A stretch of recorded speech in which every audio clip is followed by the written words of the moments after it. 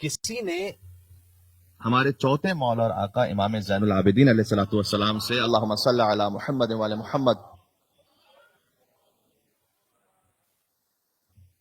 شکایت کی کہ مولا مہنگائی بہت زیادہ ہے آج اور قیمتیں بہت بڑھ گئی ہیں. اس نے کہا اجناس کی قیمتیں بہت زیادہ بڑھ گئی ہیں. امام علیہ السلام نے بہت لطیف جواب دیا کہ جو روٹ ہے اصل معاملے کے. امام علیہ السلام نے اس سے کہا کہ دیکھو ہمیں اس حوالے سے فکر کرنے کی کیا ضرورت ہے. یعنی کیا مطلب؟ یہ نہیں کہنا چاہ رہے امام کہ آپ کوشش نہیں کریں گے, آپ رزق کی تلاش کے لیے اہتمام نہیں کریں گے, وہ تو کریں گے, لیکن امام اسلام نے کہا کہ مجھے یہ بتلاؤ کہ جب اجناس کی قیمتیں کم تھیں, یعنی بال فاضل اگر آج کی زبان میں اگر میں ترجمہ کروں تو انفلیشن کم ہے, تو اس وقت تم خود اپنا رزق کماتے ہو یا اللہ تمہیں دیتا ہے؟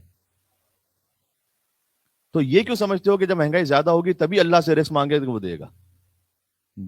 جو اللہ مہنگائی کم میں رزق دے رہا تھا وہی اللہ مہنگائی ہمیں بھی رزق دے گا, تو ہمیں اس میں پریشان ہونے کی کیا بات ہے.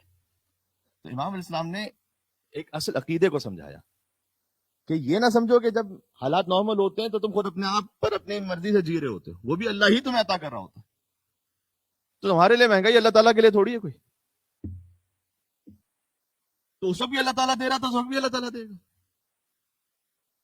تو پھر وہ حضرت موسیٰ علیہ السلام کو نصیحت جو اللہ تعالیٰ نے کی تھی کہ اے موسیٰ جب تک میرے خزانے خالی ہونے کا یقین نہ ہو جائے تو کسی اور کے در پہ نہیں جانا ہاتھ پھیلانے کے لیے. ایک مل کے اور صلوات بھیج دے محمد و آل محمد پر. اللہم صلی علی محمد و آل محمد.